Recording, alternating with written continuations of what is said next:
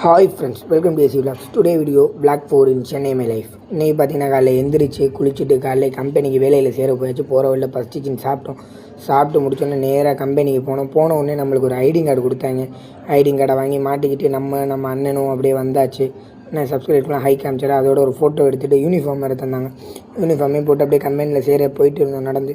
அப்புறம் ஃபோட்டோ பார்த்தா நல்லா இருந்துச்சு. அப்புறம் மதிய சாப்பாடு கொடுத்தாங்க, சோறு சாம்பார் கிழங்கு.